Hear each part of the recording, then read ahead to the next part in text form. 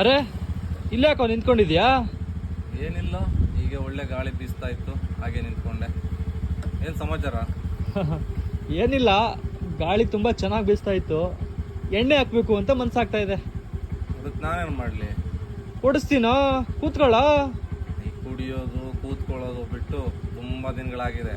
ಹಿಂಗೆ ಮಾಡಕ್ಕೆ ಬೇರೆ ಕೆಲಸ ಇಲ್ವೇನಾ? ಯಾವಾಗ್ಲೂ ಹೀಗೆ ಹೇಳ್ತೀಯಪ್ಪ. ಏನೋ ನೀನು ಲೇ, ಫಸ್ಟ್ ನಿನ್ನ ಲೈಫ್ ಬಗ್ಗೆ ನೀನು ನೋಡೋ, ಅಪ್ಪ ಅಮ್ಮ ಬಗ್ಗೆ ನೋಡೋ, ಯೋಚನೆ ಮಾಡೋ ನಿನ್ನ ಕೆರಿಯರ್ ಬಗ್ಗೆ ಅಲ್ಲನ. ಯಾವಾಗಲೂ 3 ಹೊತ್ತು ಕುಡಿಯೋದು ಅಂದ್ಕೊಂಡು ಏನೋ ನೀವೆಲ್ಲ ಲೈ, ಯಾವೆಲ್ಲ ಉದ್ಧಾರ ಆಗ್ತೀರ ನೀವೆಲ್ಲ? ಸರಿ ಆಯ್ತು ಬಿಡು ಮರಯ್ಯ. ಹೌದು, ಗ್ಲಾಸ್ ಯಾಕೆ ಹಾಕೊಂಡಿದ್ಯಾ?